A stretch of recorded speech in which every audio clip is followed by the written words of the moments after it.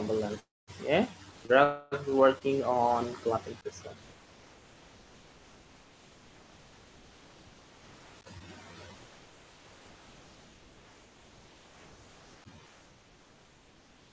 Drugs for clotting.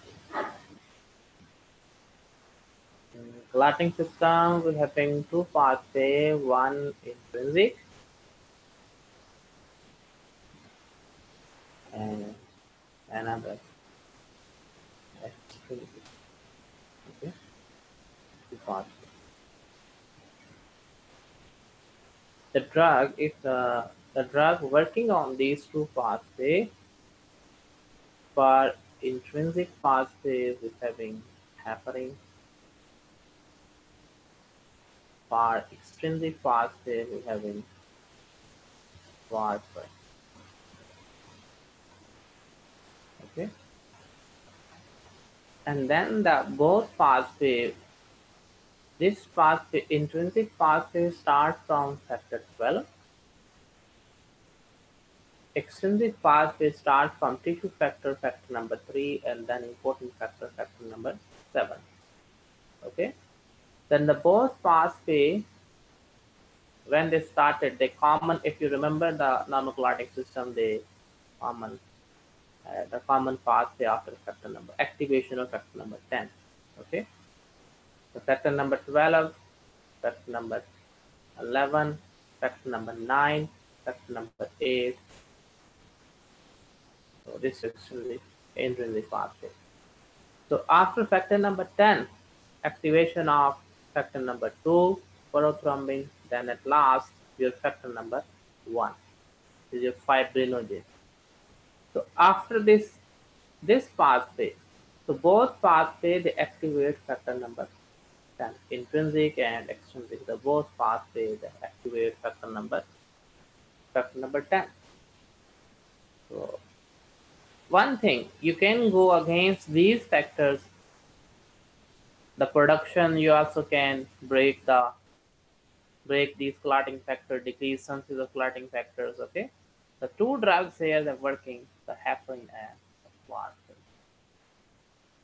Heparin is also working against the factor number 2 to break the antithrombin heparin, but it works on intrinsic pathway mostly. Okay, the factor number 10, the inhibitor, some inhibitor work here. The inhibitor block factor number 10. And some inhibitor the work here, the inhibitor block factor number 2. Understand? So we can directly block intrinsic pathway by using heparin. We can directly block by using warfarin. At the last step, inhibition of factor number 10, inhibition of factor number 2. Factor number 2 and factor number 10. If the clotting is done, is your, what is the fact number 1? Fact number 1 is your fibrinogen. This fibrinogen change to fibrin. Okay, fibrinogen change to fibrin. This fibrin, so now the another group here. So when the clot is established, fibrin is formed. So we use here thrombolytics.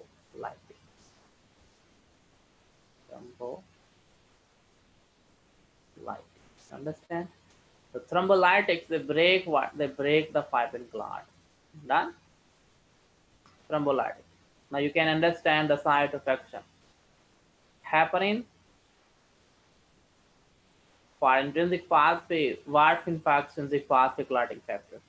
And direct inhibitor of factor number 10, direct inhibitor of factor number 2. Clear? Inhibitor of factor number 10. Inhibitor of factor number 2. When the clot is established, then we can use thrombolytic.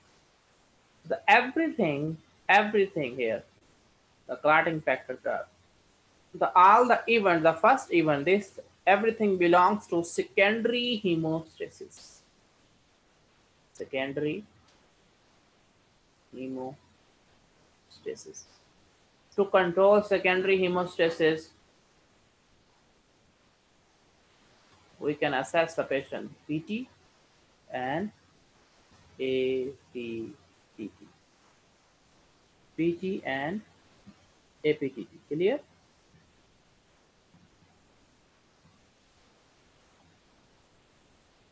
PT and APTT. Understand or not? Okay. This was secondary hemostasis. Before secondary hemostasis, now come to another point. Before secondary hemostasis, the clot, this fibrin clot established. This fibrin clot is stable clot, yeah, insoluble. Fibrin insoluble. The everything happened, all the even after intrinsic or extrinsic pathway, everything started on the surface of the platelet. The first, the platelet activation there, yeah. Platelets. Platelet, their step. Platelet adhesions. Then platelet aggregation. The platelet adhesion, aggregation, and also the platelet activations. Okay. At the site of injury, the platelet, when the platelet active, the platelet, they produce what? They produce thromboxane. They produce thromboxane. The adhesion and aggregation done by glycoproteins. Okay, one adhesion done by glycoprotein 1 and aggregation done by glycoprotein 2. Understand? So this is your primary hemostasis. This is your first one. So primary, the first hemostasis start. This is your primary hemostasis is controlled by platelet. To manage the platelet function, the investigation of thing here, the bleeding time. Bleeding time is important part to assess the platelet number, to assess the platelet quality and quantity both. Okay. So if you're using antiplatelet, the antiplatelet, how they working? Antiplatelet, the antiplatelet, for example, how we can produce this? Thromboxane. Thromboxane come from COX enzyme. Yeah, the COX enzyme, the production, two products there of the COX product, one prostaglandin, another thromboxane. This thromboxane doing what? Thromboxane help in platelet aggregation, help in platelet activation. Okay. So if you block this pathway, COX pathway, the NSAID, if you remember NSAID, the NSAID important one here, aspirin. Yeah, it's also working against platelet. At the low dose, aspirin having two doses, one 400 mg and one just 75 mg. When we're using at high dose, it works against pain, it works against fever, it's antipyretic and analgesic. But when we use at the low dose, it just go far. It act like antiplatelet. Okay, it act like antiplatelet. It's your aspirin. Understand? It's your aspirin. The glycoprotein 1 and glycoprotein 2 inhibitor. Okay. The alpha. If you remember the histology inside the platelet, we're having two category of granules, alpha granules and delta granules. Alpha granules and delta granules. These granules, alpha granules and delta granules, they release what? One alpha granules and one delta granules, okay? They release what? They release calcium, okay? They release one Willebrand factor. They release ADP. It's important thing here. They release ADP. They release calcium for clotting. They release one Willebrand factor for adhesion. They release ADP also help for adhesion. Okay. This ADP, listen here carefully. Okay. This ADP act on, it's released by a platelet. It's released by platelet. Yeah. It's act on platelet. Same thing. It's act on. It's on. It's autocrine mechanism here. Yeah. Autocrine mechanism. The ADP come from the platelet and act on the platelet. Yeah. So the ADP act on this platelet. This is your ADP receptor. ADP receptor. Now this ADP, when ADP is stimulated on the surface, expression of glycoprotein 1. After activation of the platelet, when the platelet active, now it's time for adhesion and aggregation. Yeah, the expression of glycoproteins. Okay, glycoprotein 1 and glycoprotein 2A3B. Understand? So this glycoprotein expression is done by ADP. Understand? ADP. So if you block this receptor, if you block this receptor, then expression will decrease, adhesion will decrease, will decrease. If you not have glycoprotein 1 on surface, not have glycoprotein 2 on surface, then of course automatically adhesion of the platelet is also low, aggregation of platelet will also low. Okay. The platelet activation done by thromboxane. How you can block thromboxane? You can block thromboxane by using aspirin. You need to block the COX enzyme. Yeah, you need to block COX enzyme. If you block COX enzyme, no activation, no aggregation of thromboxane. Thromboxane make platelet more active. So one step. Okay, understand? Another thing, when platelet become active, thromboxane make platelet more and more active. Okay, more and more active. When platelet become active, platelet release what? ADP. This ADP act on platelet, attach on platelet ADP receptor. And this ADP receptor doing what? Give message inside the platelet, please express glycoprotein 1 and glycoprotein 2A3B. Okay. So for what purpose? These protein for adhesion, these protein for aggregation. Understand? So if you block this ADP receptor, first thing, you not allow platelet become active, thromboxane. So also, aspirin is also anti-platelet. Another receptor blockers here, ADP inhibitor, ADP receptor blocker. Okay, understand? ADP receptor inhibitors. Second group, aspirin block the COX enzyme. Okay, another group of drug here, ADP receptor inhibitor. ADP receptor inhibitor. ADP receptor inhibitor. Clear till second group done? Okay, now next move on. Third one. If the glycoprotein expression is already done, glycoprotein expression especially too for aggregation. If the glycoprotein expression is already done, you can go against glycoprotein.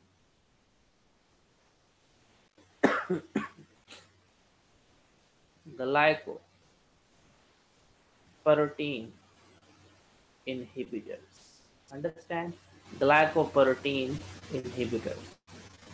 Okay, now again come back. This is your platelet. Platelet, normal platelet. This platelet become active. Okay. After this activation, this platelet release ADP, calcium, 1 Willebrand factor. Then this platelet, when active, this platelet showing what? This platelet on the surface showing glycoprotein 1 and glycoprotein 2. Okay.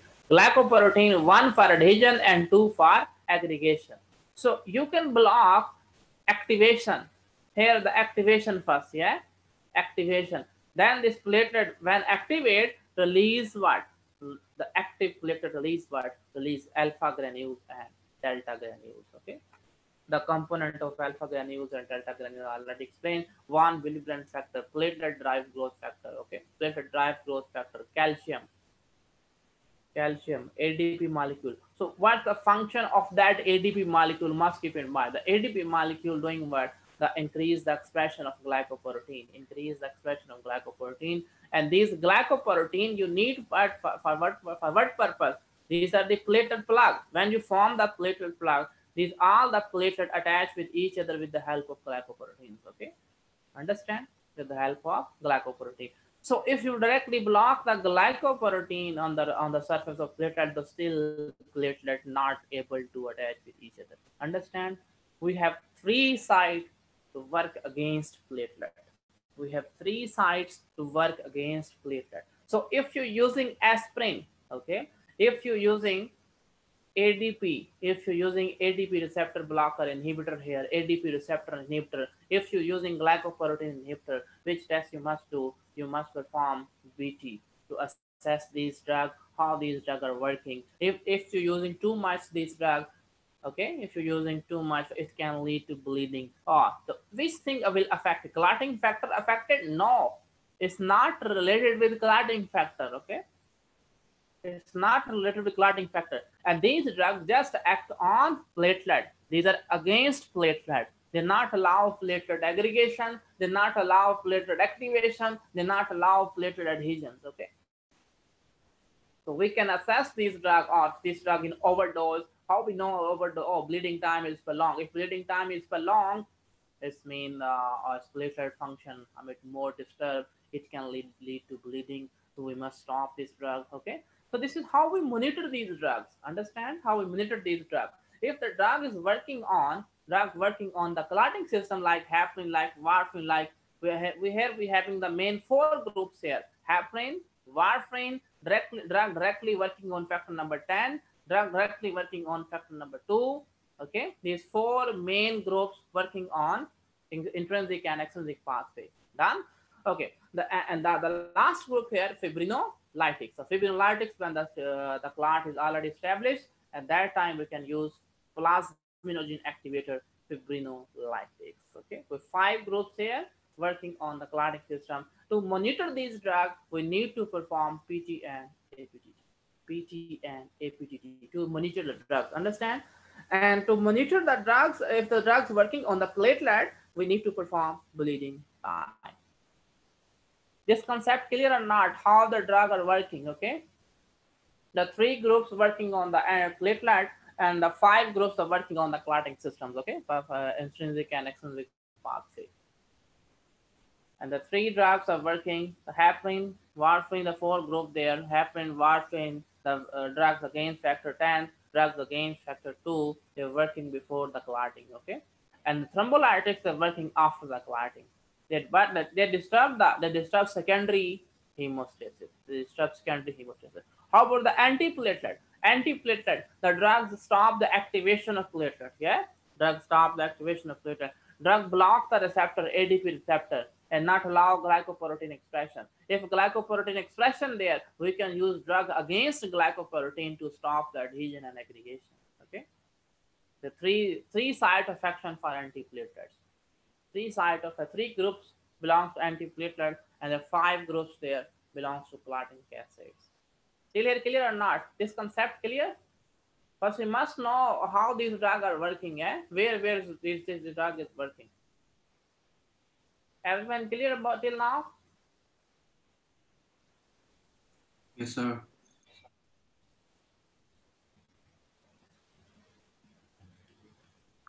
Yes, sir. Okay, now we move on their names. Okay, now first thing, heparin. First is your heparin. Second one's your warfarin. Heparin and warfarin is the most commonly from these drugs. Most commonly, the MCQ come from heparin and warfarin. Always heparin and warfarin MCQ there. Okay. The heparin, the low molecular weight heparin. What's the difference between low molecular weight heparin and unfractionated heparin? Unfractionated heparin have a bit higher molecular weight. Low molecular weight heparin, the example, the drugs work like heparin, enoxaparin. It's a parin, okay? Heparin. Enoxaparin is also heparin. Deltaparin is also heparin, okay? And fondaparinux also heparin. Fonda. Fondaparinox. Fondaparin, till now is a parin, and just add UX, okay? Fondaparinux. Enoxaparin, deltaparin, and fondaparinux. So these three heparin are low molecular weight heparin. Low molecular weight heparin, okay? Heparin, unfractionated heparin, two category of heparin. Number one, unfractionated heparin, and number two, low molecular weight heparin. Understand? Low molecular weight heparin. So heparin we mostly inject subcutaneously. The important thing here, okay? We inject mostly subcutaneously. We mostly inject subcutaneously. And the clearance problem, the unfraction, this heparin, for unfraction heparin, we need the liver function. This heparin is eliminated through liver. Your liver must be working well. Okay. For unfraction heparin, for low molecular weight heparin is eliminated by the kidney. Now you can choose the drug according to the function. For example, you need heparin for the patient. Yeah, MI patient and a stroke patient. What is the role of heparin in the clotting system? If you see the site of action, focus here carefully, okay? If you see the site of action of the clotting system here, okay? For example, you forming a thrombus here. The both pathway, intrinsic and extrinsic pathway, they common at the factor number 10. At factor number 10. Heparin, how heparin is working? The important thing of heparin work along with, how heparin work? Heparin work along with antithrombin 3. Antithrombin 3. Heparin not directly work. First heparin attached with antithrombin 3. Focus on the name. Antithrombin 3. It's against the thrombin. What is your thrombin? It's a factor number 2. It's a factor number 2. Heparin can block propagation of thrombus. Heparin can stop the further increase in size of thrombus. Okay. Heparin stop what? Heparin doing what? Heparin can stop propagation of thrombus. Propagation, okay? Propagation means increase in size. Propagation of thrombus. That thrombus is forming inside the vessel. So heparin can stop it. Understand? Heparin can stop it. If any function have liver problem, you can use low molecular weight heparin. If any person have kidney problem, you can use unfraction heparin. Clear or not the difference between these two, okay? The clearance of unfraction heparin done by liver, and the clearance, the removal from the body done by kidney, okay? Low molecular weight heparin. Another benefit of low molecular weight happening, this is heparin mostly interfere with which pathway? Heparin act on intrinsic pathway. Heparin act on intrinsic pathway. Which test we use for intrinsic pathway? You must monitor PTT, APTT, okay? APTT. APTT for intrinsic pathway. Understand? APTT for intrinsic pathway. So you must monitor APTT. If you're using unfraction heparin is a very strong. It's a very strong, okay? If this unfraction heparin very strong, then you must monitor APTT accordingly, okay? Using heparin in patient, there must be check and balance. If APTT prolong, you need to stop heparin, otherwise patient can bleed easily, okay? So we monitor APTT. But in case of low molecular weight heparin is not much stronger. They work very slowly. No need to monitor, no need to check APTT. So don't disturb APTT too much, okay? No need to monitor APTT. Understand not the difference between low molecular weight heparin and unfraction heparin? This effect clear? This thing clear or not, okay? Unfraction heparin and low molecular weight heparin. What the difference between unfraction and low molecular weight heparin? Unfraction heparin a bit higher in weight, okay? Low molecular weight is a fraction heparin. What's mean fraction? Fraction means you select some heparin, you eliminate from the, you have the heparin, that heparin is a mixed heparin, some heparin molecule bigger size, some heparin molecule smaller size, yeah? So low molecular weight heparin, enoxaparin, deltaparin, fondaparinux, okay? And the heparin is the real form heparin, that's your unfractional heparin. The unfractional heparin a bit a bigger size, okay? And they need elimination from the liver. And the kidney, the clearance done by for the low molecular weight heparin, the clearance done by kidney. If any patient like also have liver disease, that time you can prefer low molecular weight heparin. If any patient also have the kidney problem, you need DVT prophylaxis or anything, you want to use heparin, then you can prefer unfraction heparin like this, okay? The vice versa. The liver kidney is just for their removal from the body. Done? And what is the main function of the heparin? How the heparin is working? Heparin can stop the propagation of thrombus. How the working? Heparin, how working? Heparin work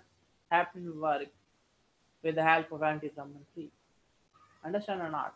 Heparin can't work like alone. Heparin need help of antithrombin 3. Activate antithrombin 3. Antithrombin 3 activate thrombomardelin. Then thrombomardelin, this thing they activate protein C and protein S. Then they activate, then they break the factor number 2. Important thing, they break factor number 2. Antithrombin go against factor number 2. Understand? They directly break the factor number 2. So they can stop the propagation of the thrombus. Understand? So heparin we use in heparin use just acute for any acute thrombosis there. Okay, for rapid action. Heparin just rapid action. Understand or not? So when the patient MI patient, stroke patient, DVT, pulmonary embolism patient now having the issue here. Okay, have the clot in the vessel. Understand? Have the clot in the brain vessel, clot in the cardiac circulation vessel, clot in the lung vessel, pulmonary embolism, ischemic stroke due to clot, okay, and acute coronary syndrome like MI or angina. So we need to use which drug? Anticoagulant, heparin. Just give heparin. Heparin for acute use. Understand? Heparin for rapid action use. So in hospital setting, heparin. And warfarin, what time you use warfarin? Warfarin you can use orally. Understand? So oral medication you use at the time of discharge. Understand? The time of discharge from the hospital. So at the time of discharge from the hospital, no. So can you give heparin like orally? Heparin mostly use subcutaneous injectable form. Okay, heparin we use in injectable form. So it must be in hospital setup. And the warfarin you can use orally. So warfarin can use for chronic. Understand? For chronic anticoagulant, there's a difference between warfarin and heparin. Clear? About heparin, this done? Okay, what are the side effects of heparin? The side effects of heparin. The most important side, I'm writing here now side effect. The side effect of heparin, it can induce. Heparin can induce autoimmune hemolytic anemia also. Heparin can induce ITP. Oh, it's a thrombocytopenia. Heparin induce what? Thrombocytopenia. Heparin induce thrombocytopenia. Clear? Thrombocytopenia, one side effect. And the second side effect, osteoporosis. Osteoporosis. Number one, thrombocytopenia. Number one, thrombocytopenia. Osteoporosis. Okay? Osteoporosis. What's the major side effect of all anticoagulant? What's the major side effect of all anticoagulant? Not forget the bleeding. Eh? Every anticoagulant can cause bleeding. Oh, it's a bleeding issue. Every anticoagulant have this problem. Bleeding, ITP, focus here, okay? ITP is it can induce heparin can induce thrombocytopenia, okay? It can stimulate your immune system. Understand? So which one? Unfraction, a low molecular weight. Unfraction heparin. If antigen have more bigger sizes, can stimulate your immune system more, okay? If antigen have very smaller size, that's the difference between low molecular weight heparin, high molecular weight heparin. The high molecular weight heparin like unfraction heparin can induce ITP more as compared to low molecular weight heparin. Understand? So ITP related with mostly unfractional heparin and least common, okay, related with low molecular weight heparin. Understand about side effect? Thrombocytopenia, osteoporosis, and bleeding. Okay, you using heparin in overdose. The patient taking heparin overdose. What is the antidote of heparin? What antidote of heparin? Antidote of heparin, protamine sulfate. Antidote of heparin, keep in mind, okay, protamine sulfate. Must keep in mind, if overdose of heparin there, antidote, protamine sulfate. Okay, the protamine sulfate. What's the protamine sulfate doing? Protamine sulfate take it's like a chelation. Okay, happen inside the blood. It bind the heparin and take out from the body. It bind with the heparin and take out from the body. Is a protamine sulfate is an antidote for. Protamine sulfate is antidote for. It's an antidote for heparin. Understand? So protamine sulfate is the antidote for heparin. Must keep in mind. Protamine sulfate is the antidote for heparin. Till here done? Everything clear about heparin? Heparin two type, low molecular weight heparin and fractional heparin. In low molecular weight heparin, we're having enoxaparin, we're having deltaparin, we're having fondaparin nox. Okay. Heparin we use for rapid action, acute anticoagulant, rapid action. Okay. For rapid anticoagulant action. So in like if the patient now in hospital for pulmonary embolism, for DVT have the issue like DVT, clear? Have the issue like DVT, have the issue like brain stroke, have the issue like MI. I must use heparin now. Why you want to use heparin? Because heparin can stop the further progression of thrombus. Yeah, so I must use heparin now. How we can use heparin? Heparin injectable form, subcutaneous injection. Clear? Heparin we use as subcutaneous injection. Okay. Now you use heparin. Which test we use to monitor heparin dose? APTT. Understand? If you're using low molecular weight heparin, you need to perform APTT.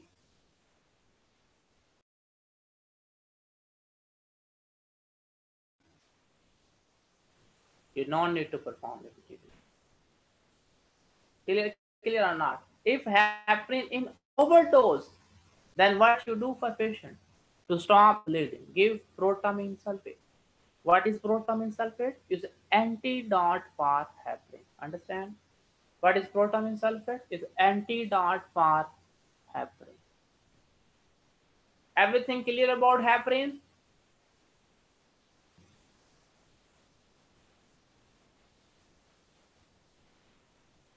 Guys, clear about heparin? Yes, sir. Yes, sir. Okay, now move on second one. Warfarin. So 1 point left about heparin. 1 point left. You can use in pregnancy. If someone asks you which drug is very good for if you want DVT prophylaxis in pregnancy, can use heparin. Okay, you can use in pregnancy. Okay, you can use in pregnancy because heparin not cross placenta. This is the difference from the warfarin. This is the difference from the warfarin. Okay, warfarin I can't use in pregnancy. Okay, warfarin act on which pathway? Warfarin act on extrinsic pathway. Okay, what is the warfarin? What's the real action of warfarin? Warfarin is a vitamin K, the real function. Vitamin K antagonist is warfarin. Understand? So vitamin K. What is the function of vitamin K? Vitamin K help to produce factor number 7, help to produce factor number 2, help to produce factor number 5. Okay, help to produce factor number 3 also. Okay, so 7, 2, 5. It is clotting and protein C and protein S, the anti-clotting protein. So all these the most clotting factor produced by vitamin K. This you know, yeah. The vitamin K, the important factor because extrinsic pathway have this factor. Factor 7 is very important for extrinsic pathway, yeah. And factor 2 common in both pathway. The important thing here, factor 7. Why factor 7 is very important for you? Because the factor 7 have very high, but short life, short half-life, very short life. If you're using warfarin, which factor is deficit first in your body? 7. Keep in mind.